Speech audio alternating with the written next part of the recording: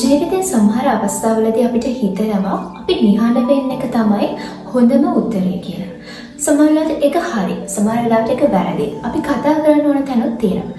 හැබැයි අපි කොහොමද මේ නිහඬ වෙන්න ඕන තැන් වගේම අපි වෙනුවෙන් කතා කරන්න ඕනේ කොයි තැන්වලදී කියලා අපි මෙහෙම තෝරලා බේරලා ගන්න. ඉතින් අද අපි හිතුවා ඔබ ජීවිතයේදී නිහඬ විය යුතු අවස්ථා 5ක් ගැන කතා කරන්න. ඉතින් ආචාර්ය අබ්දුල් කලාම්ට අනුව අපි ජීවිතයේදී නිහඬ විය යුතු අවස්ථා 5ක් තියෙනවා. අපි ඒ ගැන දැන් බලමු. පළවෙනි අවස්ථාව තමයි කෙනෙක්ට ඔයා කියන වචන තේරුම් ගන්න බෑ කියලා ඔයාට හිතෙනකොට ඔයා නිහඬ වෙන්න ඕනේ. මොකද අපි ඒ වචන තව දුරටත් කියන එකෙන් ඒ පුද්ගලයාට තේරුම් ගන්නේ නැත්නම් අපි ඒ වචන අපි තුලින් පිට කරන එක නිෂ්ඵල දෙයක්. ඒ නිසා අපි ඒ අවස්ථාවේදී නිහඬ වෙන්න ඕනේ. දෙවෙනි අවස්ථාව තමයි ඒ අවස්ථාවේ කවුරුහරි අපිට මොන හරි කිව්වොත් අපි ඒ සඳහා දෙන්න ඕනේ පිළිතුර දන්නේ නැත්නම් ඒ වගේම ඒ අපි දෙන්න යන පිළිතුර අපිට සැක සහිත නම් අපි ඒ අවස්ථාවේදී නිහඬ වෙන්න ඕනේ.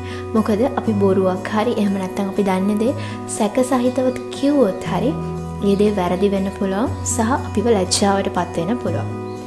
තුන්වෙනි අවස්ථාව තමයි යමෙක් තව පුද්ගලෙක් විවේචනය කරනකොට එවැනි ඍණාත්මක කොටස්කරුවෙක් වෙන්න අපි අවශ්‍ය නැහැ. අපිට පුළුවන් මේ අවස්ථාවේදී නිහඬ වෙලා ඔව් කියන එක විතරක් සවන් දෙන්න. හතරවෙනි අවස්ථාව තමයි කවුරු හරි කෙනෙක් කෝපයෙන් හරි දැඩි පිළිකුලෙන් හරි කෑ ගහන වෙලාවට අපිත් ඒකට තරහ ගියෙන් කෑ ගහලා හරියන්නේ නැහැ. අපි අවස්ථාවේ නිහඬ වෙලා ඔව් කියන්නේ මොකද්ද? එන්න ඒ දෙයට සවන් දෙන්න ඕනේ. පස්වෙනි අවස්ථාව තමයි තවත් පුද්ගලෙක් තමන්ගේ ජීවිතේ සමහර සිදුවීම් ඒ තවත් හැඟීම් බරව අපිත් එක්ක බෙදා ගන්නකොට අපි ඒ දෙයට සාවධානව හුඟක් දෙන්න ඕනේ.